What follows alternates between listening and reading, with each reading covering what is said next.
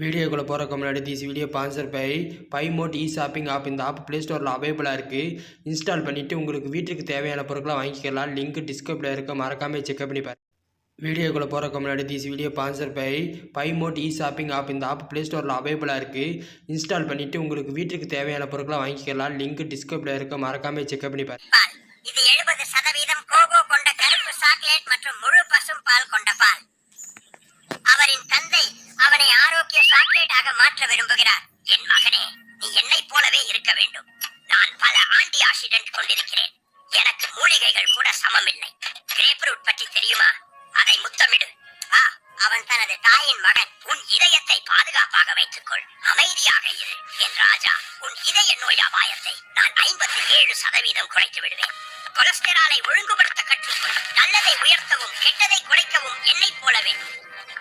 நான் மன அழுத்த ஹார்மோன் கொர்டிசோலை அழிக்கிறேன். உன் மனநிலையை சீராக வைக்கிறேன். வயதான காலத்தில் மூளையின் செயல்பாட்டை மேம்படுத்தவும் கூட முடியும். ஓய்வா, மனநோய். அவனது தாய் முழு பசும்பால் பின்னால் போக மாட்டாள். நான் பாலூட்டிகளுக்கு மிகச் சிறந்த சத்தான திரவமாக கருதப்படுகிறேன். உன் குழந்தையை காளையை போல வலிமையாக்குகிறேன். என் புரதம் தரமானது. உன் அழகான உடலுக்கு தேவையான 9 அமினோ அமிலங்களையும் கொண்டுள்ளது. உன் எலும்புகளுக்கு சக்தியை கொடுக்கிறேன். Calcium, phosphorus, potassium. எலும்பு சிதைவு கூட தெரியாது. ஆனால் சாக்லேட்டோ கான்லெட்ஸே ஒரு வேறு திட்டம் வைத்திருக்கிறான். அப்பா, அம்மா ஏதாவது சொல்ல வேண்டும். நான் பெரியவனாக என்ன ஆக வேண்டும் என்று தெரிந்துவிட்டேன். ஆரோக்கியமா? போஷகமா?